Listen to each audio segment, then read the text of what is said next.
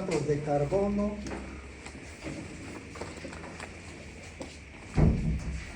lípido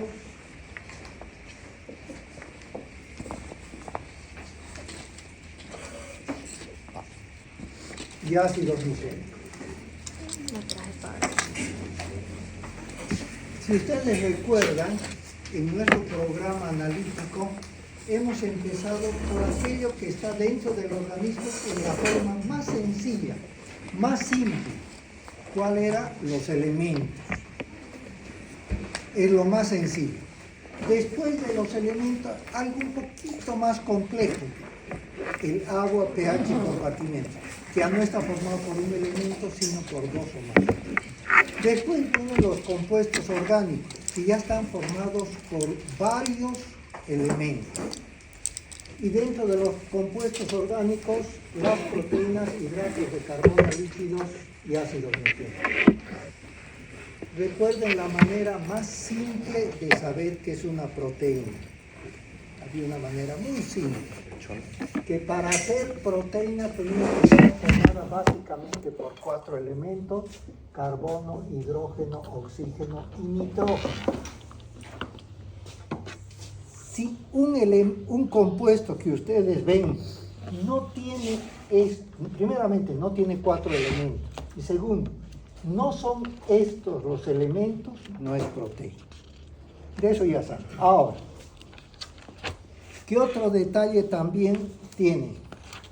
El porcentaje, que eso fue pregunta del examen. El porcentaje. ¿Cuánto de carbono tiene que tener en porcentaje una proteína?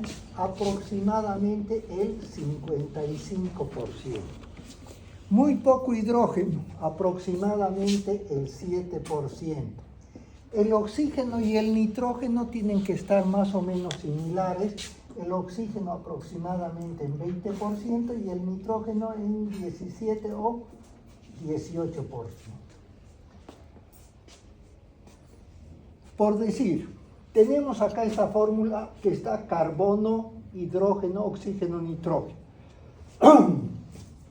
Cumple la primera parte para identificar una proteína. Y la segunda parte, si ustedes ven una fórmula que diga carbono 10, hidrógeno 15, oxígeno 20, nitrógeno 17. Con solamente ver esto, ustedes se dan cuenta que eso no es proteína. ¿Por qué? Porque el carbono es el que tiene que estar en mayor cantidad en una proteína. Tiene que estar más de la mitad. Acá está menos de la mitad. El hidrógeno tiene que ser poco. Si no cumple esas condiciones, no estaría considerado como una proteína. ¿Por qué les traigo a cotación? Ahora vamos a ver los hidratos de carbono, ¿ya? Y van a ver bajo la misma hermenéutica, bajo el mismo procedimiento, una forma muy simple de identificar las fórmulas. Y ustedes, si es que no hemos hecho la prueba, en muy poco tiempo se van a dar cuenta de lo que significa. No sé por qué no está funcionando esto.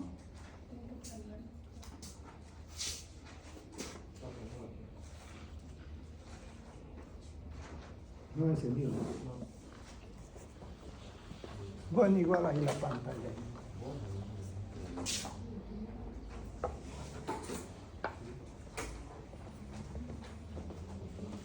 Pero acá se ve, ¿no?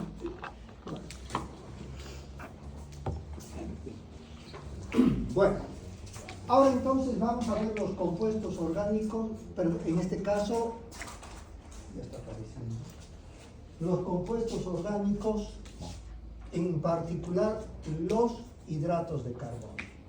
Y vamos a ver las mismas características. Primeramente su composición elemental, que es la que nos va a dar la pauta.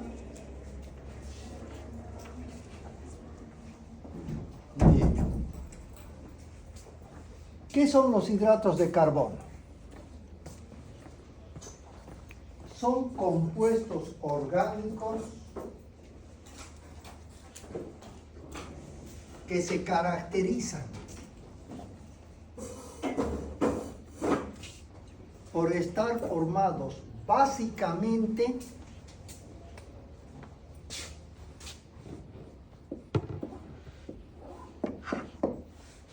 por carbono, hidrógeno y oxígeno. Ahora, donde el carbono se encuentra en la misma proporción que el oxígeno,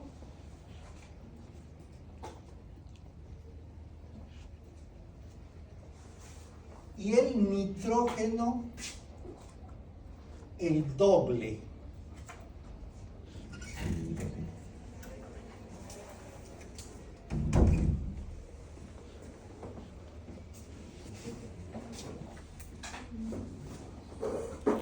Se denomina también carbohidratos, glúcidos, azúcares.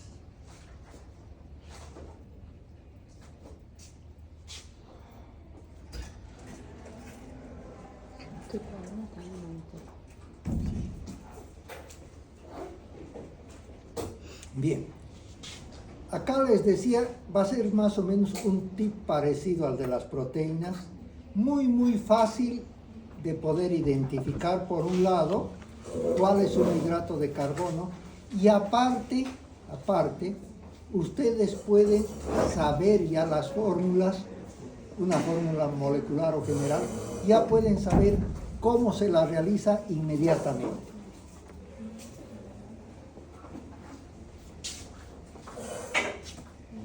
Los hidratos de carbono simples,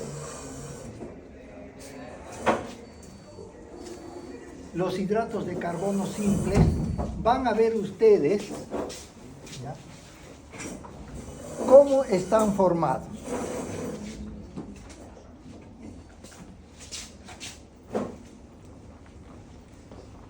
Cuando hay un hidrato de carbono, fíjense, que tiene 6 carbonos, ¿cómo se llamaría? Hexosa, ¿no? Ya se van a guiar. Si tiene 5 carbonos, ¿qué se llamaría? Pentosa. Si tiene 4, tetrosa. Si tiene 3, triosa. Bueno. Ahora, con ese dato que ustedes tienen, van a ver qué sencillo encontrar las fórmulas y hacerlas. ¿Cuál sería la fórmula de un hidrato de carbono de 6 átomos? 6 átomos de carbono. ¿Cuántos hemos dicho? 6 átomos de carbono, ¿sí? ¿Qué dicen lo que ustedes tienen registrado? ¿Perdón? El oxígeno tiene la misma cantidad de carbonos. Que el oxígeno tiene la misma cantidad de carbonos. ¿Y el hidrógeno? El doble. Ahí tienen la fórmula molecular o general de cualquier hidrato de carbono hexoso. Ahora con esto, ¿cuál es la fórmula general o molecular de una triosa? ¿Cuál sería? Carbono 3, oxígeno. De una pentosa, hidrógeno, oxígeno. ¿Ven? No es nada del otro mundo. Con solamente ver esto, la proporción lo mismo. El carbono y el oxígeno, la misma proporción. Y el hidrógeno el doble. Con esto ustedes ya saben si es o no hidrato de carbono. Y si todavía recuerdan que es una hexosa, una triosa, una pentosa, ya saben con mayor especificidad qué tipo de hidrato de carbono es. Fíjense que no sería nada del otro mundo.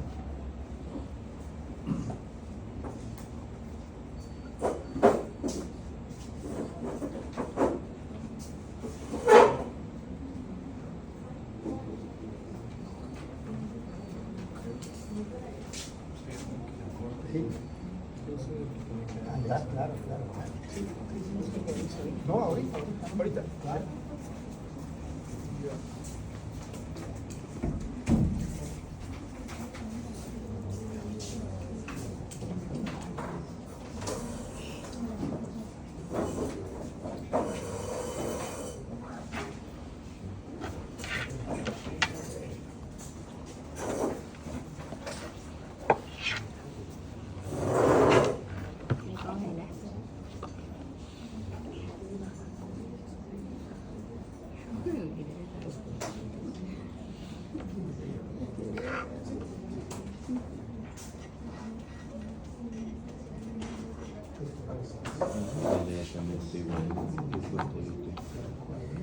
Ay, no, no me acuerdo de los fríos argentinos.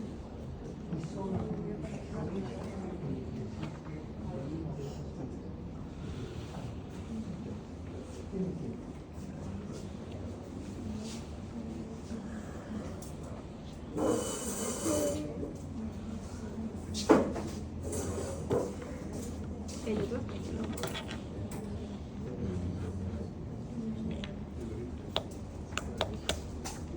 Igual todos los capítulos.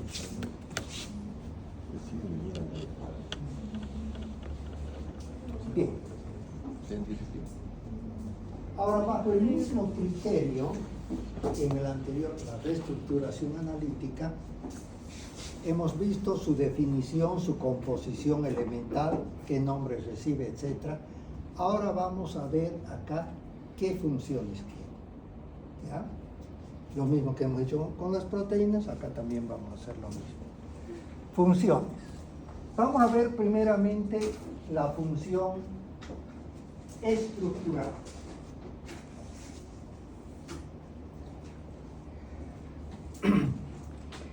Los hidratos de carbono en los organismos superiores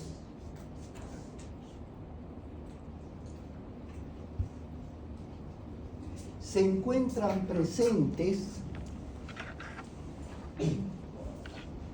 formando parte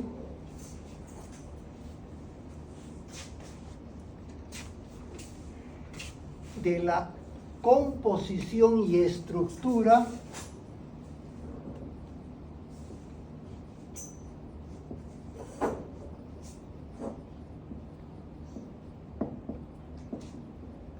de la membrana plasmática.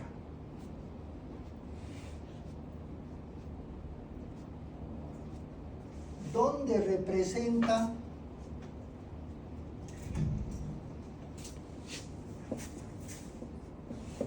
aproximadamente el 5%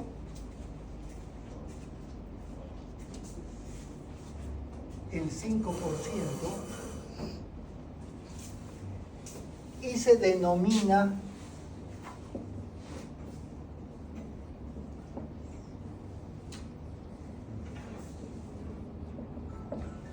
glicocálix o glucocálix.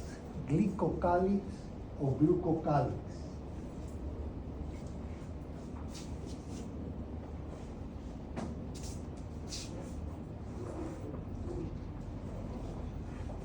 Y tiene como principal función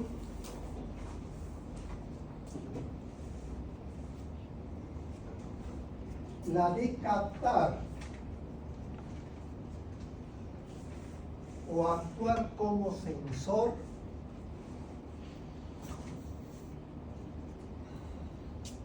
de las sustancias que ingresan al interior de la célula.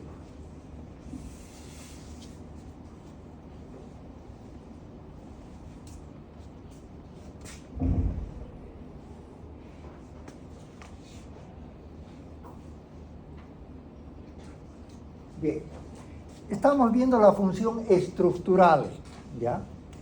La función estructural va a estar a nivel de los organismos superiores, eucariontes, va a estar a nivel de los organismos inferiores, va a estar a nivel de los vegetales, va a estar a nivel de las bacterias, va a estar a nivel de los hongos. En cada uno tiene esa función estructural. Empezaremos a ver en los organismos superiores las células eucariontes, las células superiores. Una célula superior, de acuerdo al modelo de Danieli, se llama el modelo, va a estar formado de la siguiente manera. Esto hemos visto ya en varias oportunidades. ¿Cómo está formada la membrana plasmática? Va a estar formada por una estructura proteínica externa, otra estructura proteínica interna y una estructura media lipídica. O sea, es proteína, lípido, proteína. Esa es la estructura.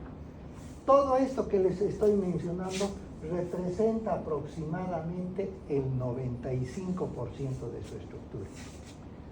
Y el 5% restante, ¿qué va a ser? Hidratos de carbono. Se llama peptidoglicano, ¿ya? Porque tiene algo de aminoácidos. Peptidoglicano por la glucosa. Bueno, esta estructura va a estar en la capa externa proteínica de manera arborizante, ¿ya? Como si fueran unas pequeñas antenitas, como les digo, que representa el 5%. Esto, ahí dice glucocálix, bueno, igual. Esto se llama glicocálix o glucocálix.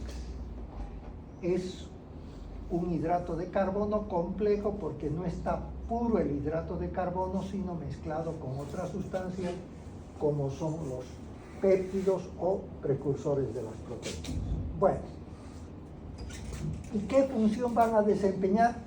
Más o menos como si fueran mensajeros también, parte como si fueran las hormonas.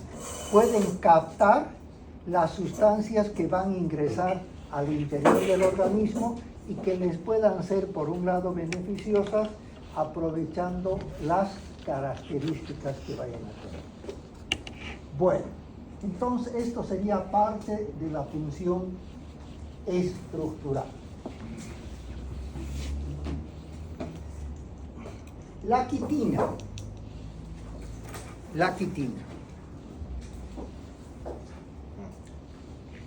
Constituye la porción rígida o dura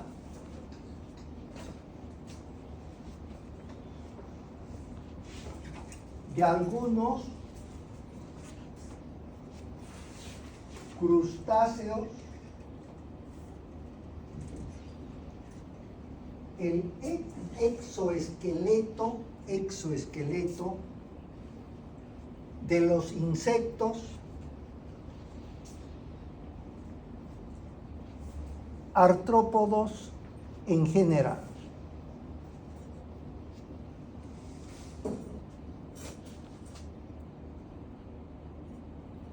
Bueno, vamos a hacer una referencia solamente para, como miscelánea, ampliando un poquito.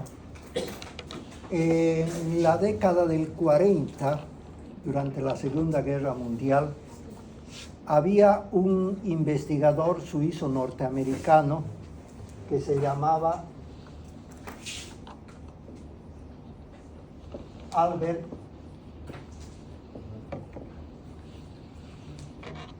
Hofmann. ¿A qué viene eso? Fue un tremendo investigador, científico y modesto.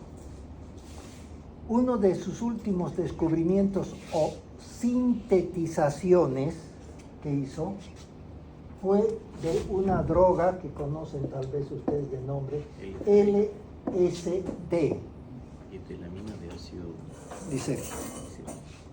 Dietilamina del ácido lisérgico. Está en inglés, supuestamente. Bueno, pero cuando ustedes vean el LSD, generalmente va a ir acompañado LSD 25. ¿Ya? ¿Qué quiere decir ese 25? Imagínense, su 25 descubrimiento. Imagínense qué producción científica ha tenido este hombre para tener 25 sintetizaciones y descubrimientos. ¿A qué viene todo eso? Que el número 5 de sus descubrimientos, a todos los descubrimientos les colocaba un número, no les colocaba su nombre.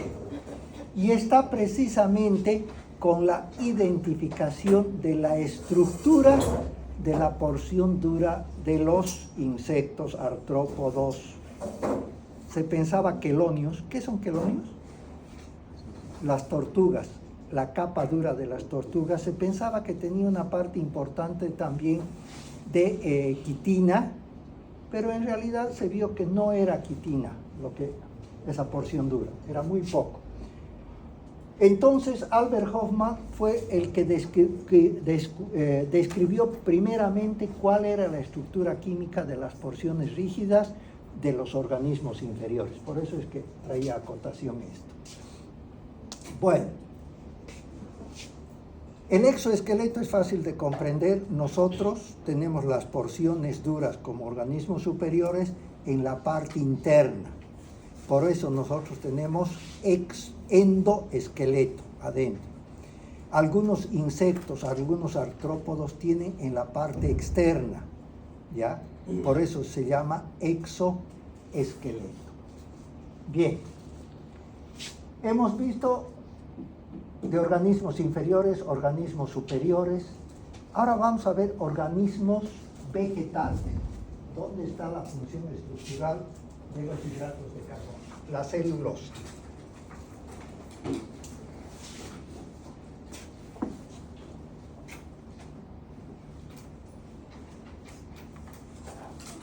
La celulosa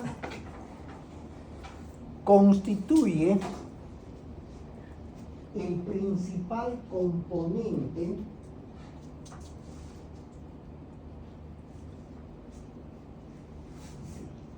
de la pared celular de los vegetales.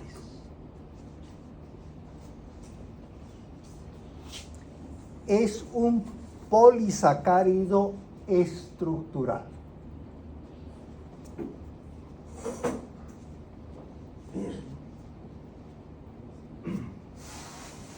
Bien. En realidad, a la observación microscópica, no necesitamos ser expertos, les aclaro, ¿ya? Fácilmente reconocemos una célula animal de una célula vegetal. Fácilmente. La célula animal, la estructura más externa que tiene es la membrana plasmática. Y esta membrana es elástica, flexible, absorbible, etcétera, etcétera. La estructura más externa, elástica, flexible. Toda célula vegetal, por fuera de la membrana plasmática, tiene una estructura rígida, ya no es elástica. Entonces, fácil de reconocer esa estructura, ¿ya? Esta estructura se llama pared celular, ¿ya? Entonces, nos permite identificar una célula animal de una célula vegetal. La pared celular tiene pared primaria, secundaria, terciaria, etc. Pero el principal componente de la pared celular en los vegetales es la celulosa. ¿Qué es la celulosa? Lo que estamos viendo es un hidrato de carbono. Un hidrato de carbono complejo, por eso se llama polisacárido, formado por muchas moléculas. Polisacárido estructural. Ahora tenemos la mureína. Todo lo que estamos viendo sigue siendo estructural, pero en diferentes tipos de organismos. Constituye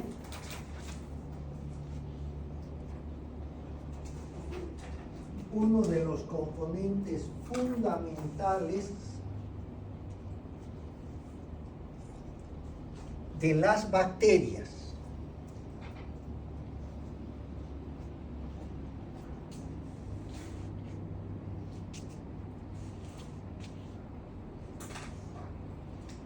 Esta pared celular de las bacterias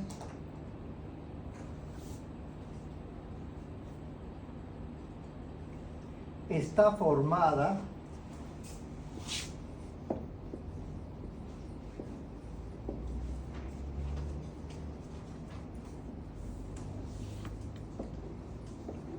por el ácido N-acetilglucosamina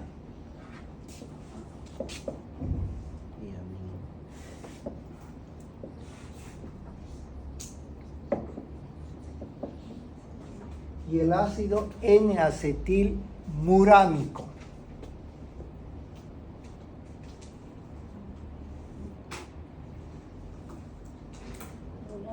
Murámico.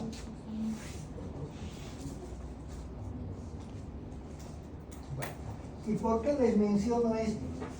Porque si ustedes ven, ¿ya? Con decirles capa de mureína, ¿qué tiene que ver con los hidratos de carbono, la capa de mureína? ¿Nos orienta el nombre a algo? No. Pero ¿cómo está formado? Se llama, aquí también tiene, péptido glicano. Glicano hemos visto que es de glucosa también, ¿sí? Ya. O capa de mureína. Entonces, esta capa de mureína está formada por ácidos como el ácido N-acetil glucosamina. Acá ya nos dice que el componente fundamental de la pared celular en las bacterias es también un hidrato de carbono.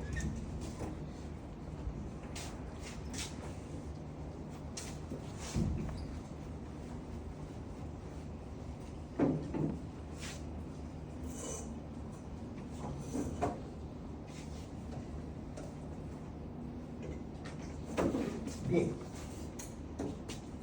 esa es la función estructural. Ahora vamos a ver otra función importante de los hidratos de carbono. En este caso, la función energética.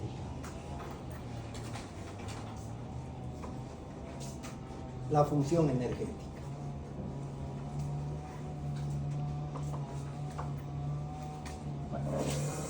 Vamos a dar cierto tipo de parámetros generales y cuando un poco veamos variedades, ahí va a empezar la confusión, ¿ya?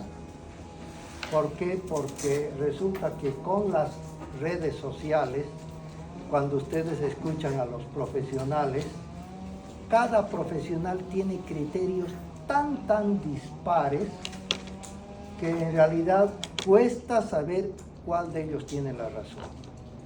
Han debido escuchar sobre la diabetes, la hipertensión, el jugo de naranja, que es de lo peor, la leche es de lo peor, el huevo es bueno, es malo, ¿no? Entonces, tenemos que tratar de ir formando nosotros, ¿ya? Un criterio con una base un poquito más fundamentada. En algunos casos habrán visto que hablan barbaridades y dicen, nosotros tenemos la solución. Síganme en el siguiente video.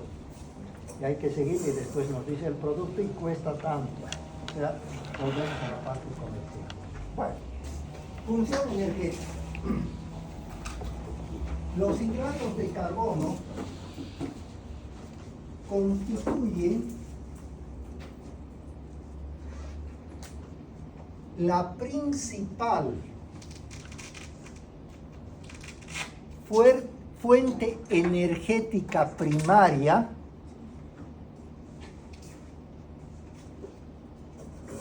de energía en el organismo.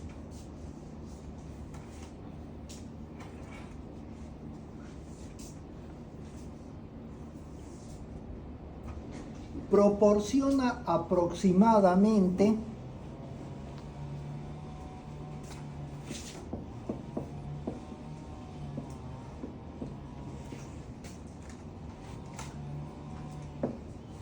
4 kilocalorías por gramo de glucosa o de azúcar, si ustedes quieren.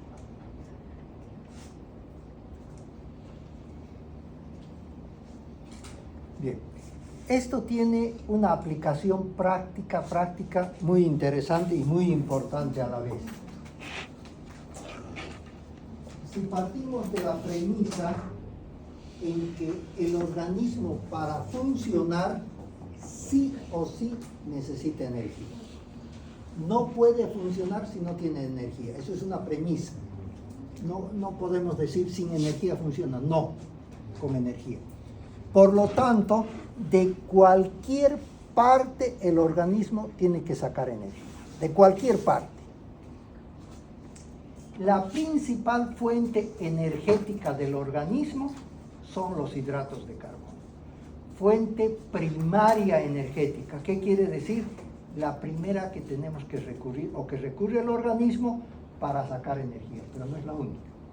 Ya vamos a ver algunos comentarios al respecto. Pero ya entrando un poquito al detalle, Si bien los hidratos de carbono constituyen la fuente primaria energética, dentro de los propios hidratos de carbono hay algunos que nos sirven como energía inmediata y otros hidratos de carbono como energía tardía. Solamente por hacer una comparación tal vez un poquito exagerada.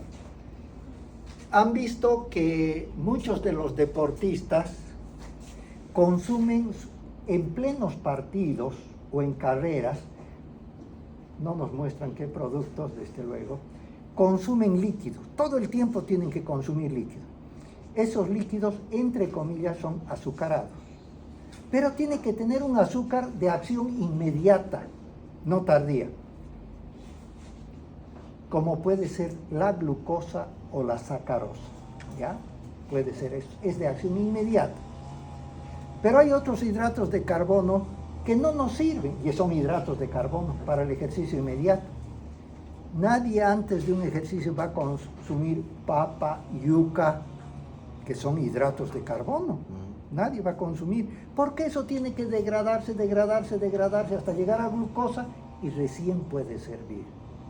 Pero hasta mientras, para ese proceso, ¿cuánta energía ha gastado el propio organismo para degradar? Ya ha gastado su energía, ¿ya?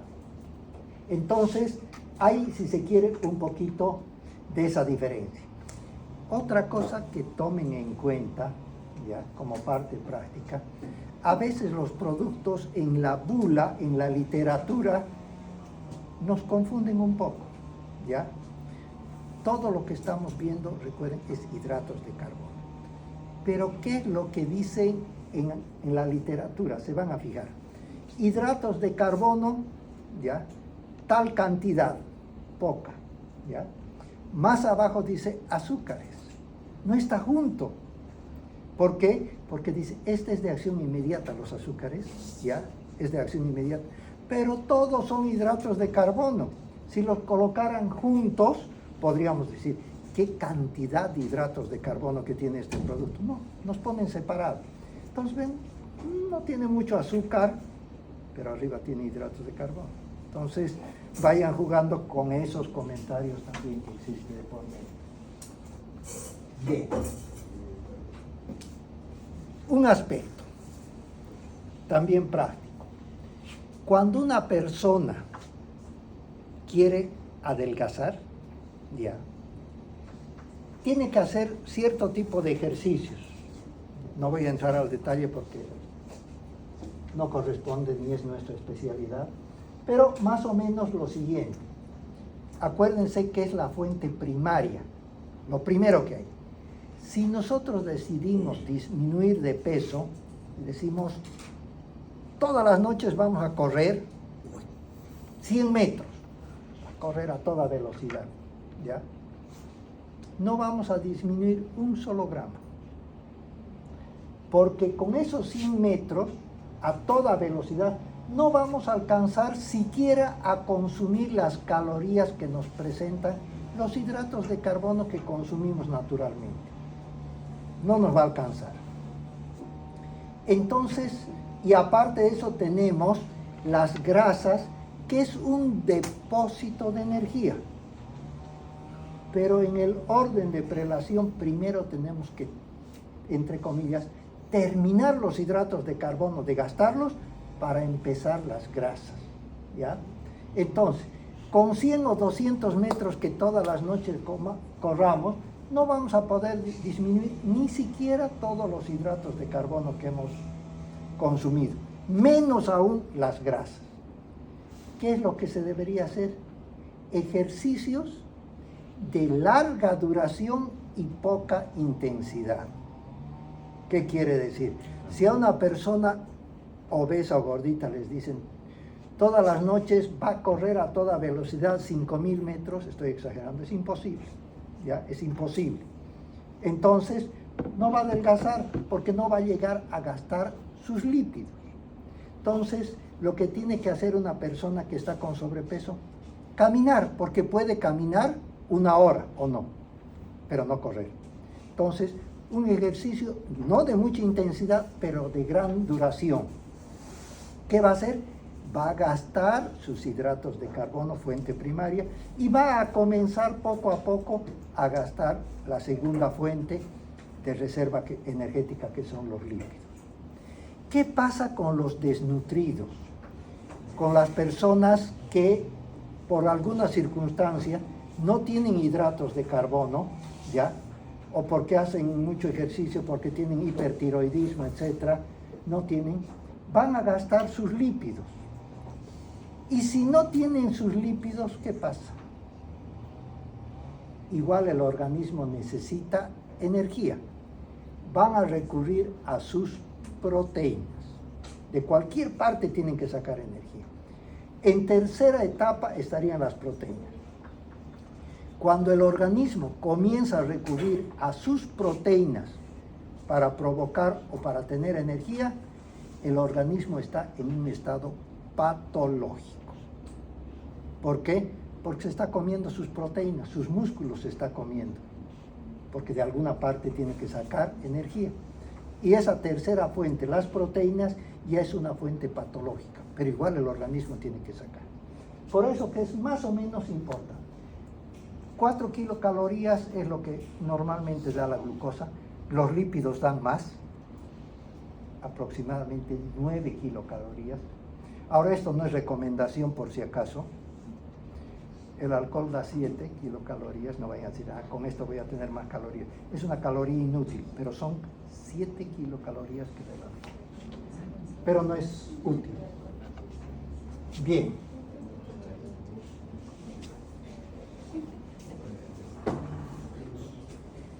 Diagnóstico.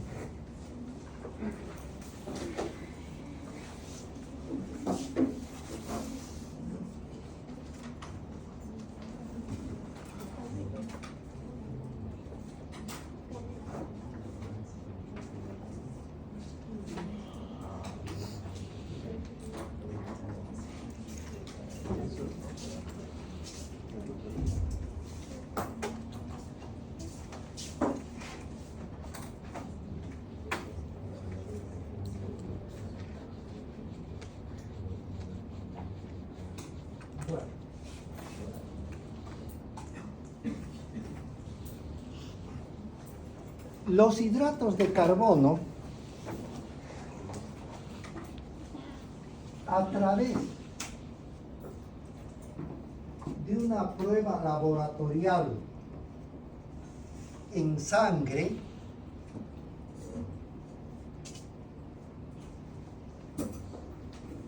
determinan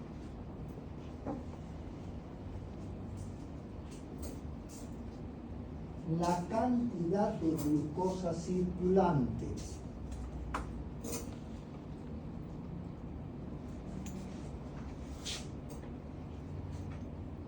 La excesiva cantidad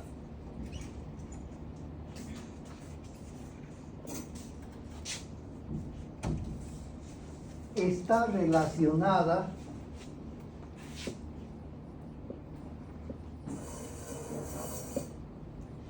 con la diabetes. Con la diabetes.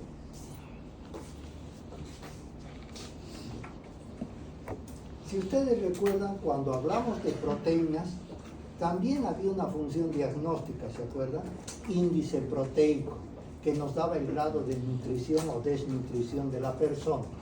Bajo ese mismo criterio, también los hidratos de carbono, dentro de sus funciones, tienen una función diagnóstica que nos permite ver en laboratorio, es una prueba diagnóstica, la cantidad de azúcar que normalmente tiene que tener la persona en sangre, porque no puede dejar de tener. El hecho de que una persona tenga muy poca cantidad de azúcar, eso que se llama hipoglicemia, ¿ya? Ocasiona también trastornos graves, porque no va a tener energía, porque tiene menos cantidad de azúcar, va a tener vértigos, mareos, desmayos, lipotimias, no va a tener energía, etcétera. Tiene también sus problemas, ¿ya? Pero el mayor problema se da cuando es una hiperglucemia, es decir, la mayor cantidad. Pero vamos a tomar en cuenta algunos criterios que son interesantes acá. No estoy en condiciones de decir si fuera o no fuera ético o correcto, ¿ya? Pero resulta que antes los valores para decir una persona no es diabética podía llegar hace bastante tiempo inclusive a 110 decilitros, que era lo que se podía tener, y no era considerado diabético, ¿ya? Pero después dijeron, no, es muy alto, por cualquier razón. El que pasa de 100 decilitros, ya es diabético, o prediabético, lo que sea, ya tiene un problema. Si ustedes analizan por otro enfoque, cuando es sobre 100, ¿y hay mayor cantidad de enfermos o no? Sí, claro. Exagerando, si fuera sobre 150 el valor, habrían pocos enfermos. Pero si dice 120, aumenta la cantidad de enfermos. Si dice 100, aumenta. Y ahora está alrededor de 90. ¿No hay más enfermos? ¿No hay más personas que necesitan tratamiento? ¿No hay personas que ya necesitan mayores pruebas diagnósticas? La insulina glucosilada, una serie de pruebas. Si a la larga nos dieran 50 decilitros, probablemente más de la mitad del mundo seríamos enfermos. No quiero decir que esa es la razón, pero también es un criterio que se maneja. ¿Ya?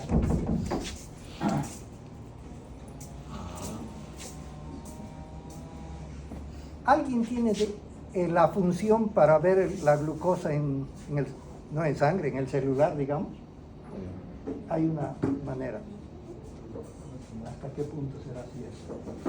Bueno. Terapéutica.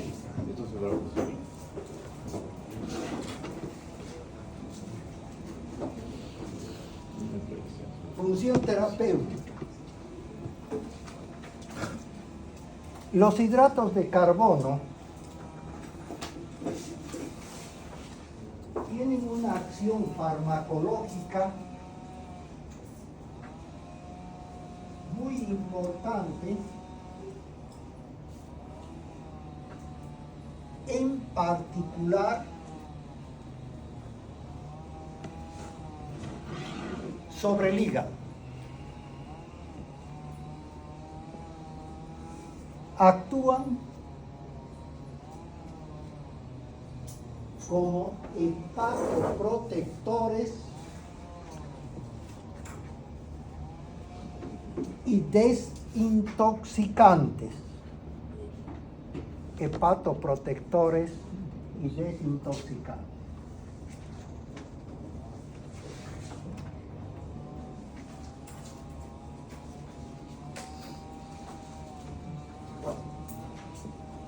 Bien.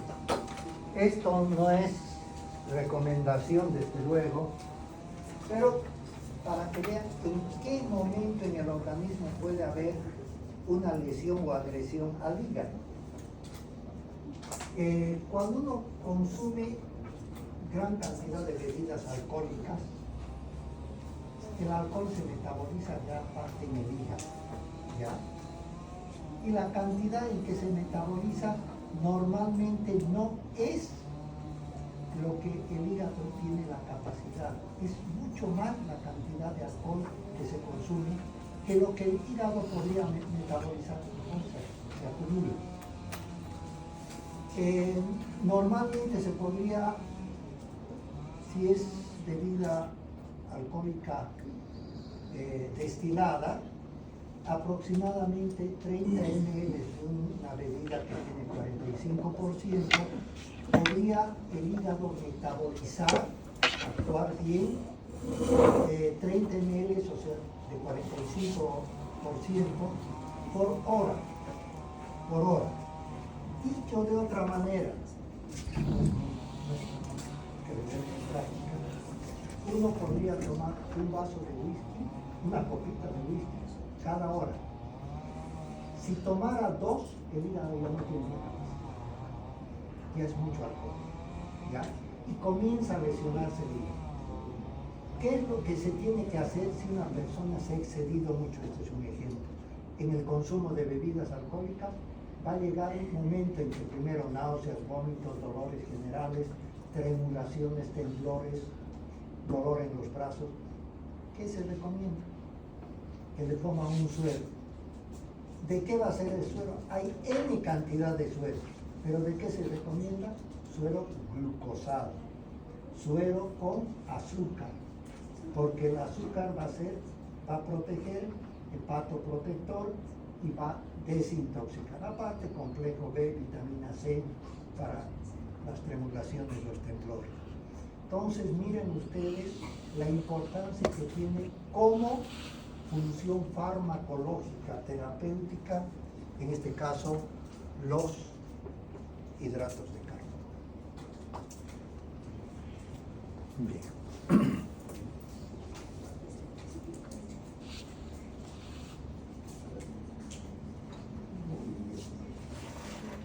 Por si acaso, si hay alguno, igual que hemos hecho con el parcial, si hay alguno que quisiera ver sus recuperatorios, es un derecho que tienen, están acá sus exámenes de recuperatorios, ¿ya?